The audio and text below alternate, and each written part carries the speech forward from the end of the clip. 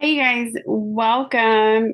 My name is Connie, and I lead a Pinterest mastermind. It meets once a month.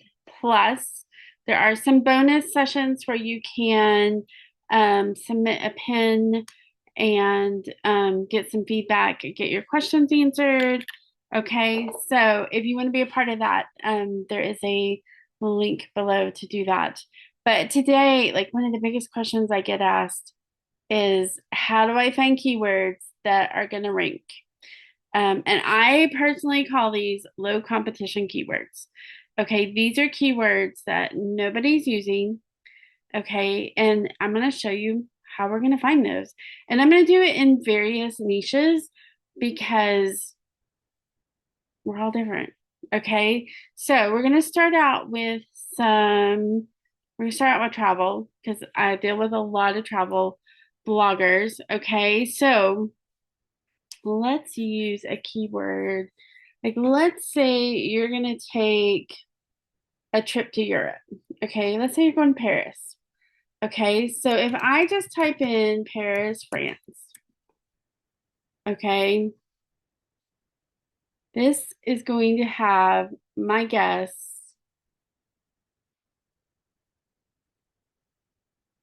Hmm, interesting. Okay, so I'm looking for this exact keyword, Paris, France. Okay, I've got some other ideas here, like it's got travel, Eiffel Tower, photos, food. So let's say you always want to be answering the question for them, okay? It's not just throwing up a keyword and saying, "Oh, this is the keyword, come click it." Like you want, especially in travel, especially in gardening, especially in um just some of those other niches, like if you're in business or some of those, like they've got questions, but especially in travel, especially in gardening, okay, they just do. So if we say Paris, France food, let's okay, so a low competition keyword means I'm looking at those top two lines. Is somebody using those exact keywords? Okay, and I'm just going to go through here and I'm going to look at that. Okay, and I'm going to say they're not. Like there's variations of it, right? But it's not those exact keywords. Here's the thing about the search engine, that search bar in Pinterest. Those are the exact keywords that they are looking for. Okay, it's not a variation. And you'll see variations because sometimes Pinterest just doesn't have enough content with that exact keyword. Okay, so if I had a blog post and it talked about Paris, France food, that would be my title. Okay, that would be my main keyword. And then I would do a really strong call to action for that. Okay, so that's a good tip. If you have a Paris one, this is a good one. Okay, so let's talk about gardening. Um, I want you to think like as you're typing into the search, like your keyword on your blog post in Pinterest are probably not the same, honestly. Okay, so I've got how to plant a container garden. Okay, so we've got vegetable gardeners, flower containers. So another good low competition keyword because none of these have this exact keyword. Okay, so my keyword at the top, staying in that safe space, and we're going to talk about that when we start to look. This is going to be a series. We're going to talk about how to create pins. Okay, if you're in the mastermind, you hear me talk about it a lot. Um, I would use this one. Okay, how to plant a container garden. Okay, now your blog post needs to talk about that. Okay, nothing will tick people off more than you grab this keyword and it's not anything like it's raised beds. That's not what they're looking for. Okay, so this would be my main keyword. And then I would create a very strong call to action. What would I give them? What can they get? Okay, now when we dive in um, next month into how to create pins, then we'll, or probably in a week, then we'll dive into this. Okay. But how to plant a container garden is a great keyword. Okay. So if you're in the gardening space, that's a great one. Okay. Let me see if I can find one where I can show you guys. Um, let's try chocolate chip cookies. This is usually the one I use for everybody. Okay. Chocolate chip cookies, chocolate chip cookies, chocolate chip cookies, chocolate chip cookies. Your ability to get to those top two lines is nearly impossible. Okay. So it would be a keyword I would do if I had a chocolate chip cookie recipe. I would click on the thing and I would say, okay, what else could I use? And anything in black could be put on the other side. Okay. So it could be soft chocolate chip cookies. And what I usually do is I move this to the front because I really want to get a good idea if that's on there. Okay. So that one's got a variation of it, but it's not. So you do have soft chocolate chip cookies. Perfect. Nope. So see, this one's got the word in it, but it's not the exact same thing here. So do you see how I took a very competitive keyword? Like I'm not going to say never, maybe not in your lifetime. Are you going to get to the top of that? Okay, those are probably really old pins who've just sat up there. But I could get up there with soft chocolate chip cookies. Okay. And so that would be my main keyword. And then I put a really good call to action underneath it. Okay. And we're going to talk about call to actions in the next training. But do you see how we do that? Let's do one more. Okay. Um, let's do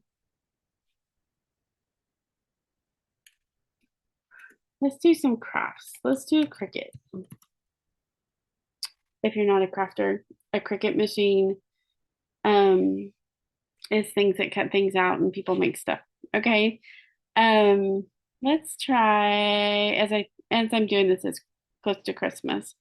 So let's do Cricut Christmas projects.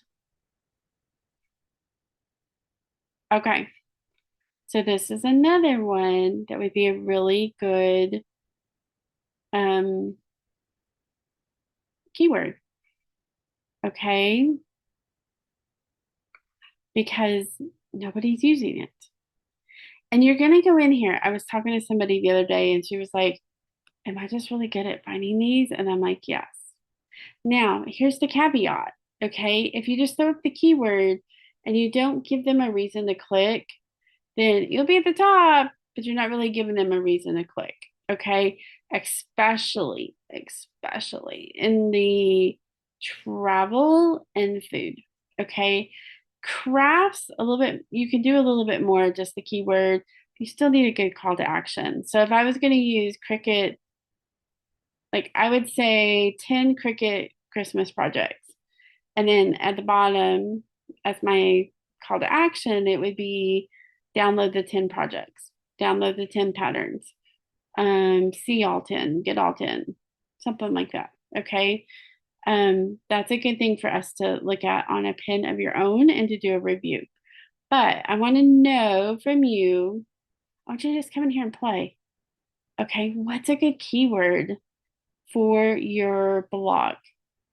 Okay, now I do Pinterest audits. Okay, so when I do a Pinterest audit, I literally go through your blog post and figure out really good keywords. You have an option for me to even do 10 pins for you so that like you kind of get an idea. But we walk through how to do like low competition keywords and how to speed up the process. Okay, so many people are like, Pinterest takes so long. You're overthinking it. You're really overthinking it. Okay. I make it super simple. So if you want more information on that, I'm going to put a link to that too. But I want you to come in here and just play. Okay. What are some keywords? Right now you should be looking at, we're kind of on the tail end. This is middle of November. Okay. So you should be pinning for Christmas, New Year's, Valentine's. Okay. Or if you're a travel blogger, food blogger, like January, February. Okay. So think about that. Here's the cool thing about low competition keywords. I had one today. Actually, I pinned it yesterday. It is already getting traction. Already, already getting pinned click-throughs. It's just the nature of it. Okay. It's not gonna happen overnight. Okay. You're not gonna put a pin up and sometimes you will see it go to the top really quickly. I've seen it in less than a week. Okay. It just depends on the niche. But I want you to get really, really good at this. You guys, you don't need 200 pins. You don't even need 10 pins. I have been testing on one of my sites 10 pins per day. And I moved it down to 5. I was like, let's test it and see. Am I going to lose a ton of traction? And you know what? I didn't lose any traction. So I am going to say you need more than 2. But I also have a little bit of a formula that I use when I do audits where we talk about how many pins, like I write that up for you. How many pins do you need to be doing daily? Okay, because it's not based upon what you don't want to do is spam Pinterest. You don't want to take the same URL and create 10 pins and put them all out in a month. Like you will get marked as spam and you'll see your numbers dive. You will. Okay. May take it a month, may take it 2 months, but you will see a dive. I had a client who she was at 36,000 clicks. She started using a program that recommended she pinned to different boards and she went from 36,000 to 5,000. We had to clean it up. Okay. And sometimes that takes some money to clean it up. Like you've got to spend some money to jumpstart that Pinterest account. So I want you to play with it. Okay. I'm going to put a link to the Q&A for the mastermind. Okay.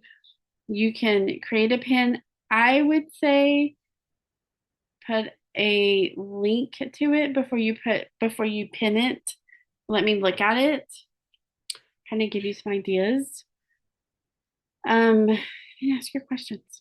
Okay. We meet once a month, but I answer questions at least one other time a month, depending on the month and what's going on and how many questions I get. Okay. So anyway, let's see what you can find. Okay. I can't wait to see.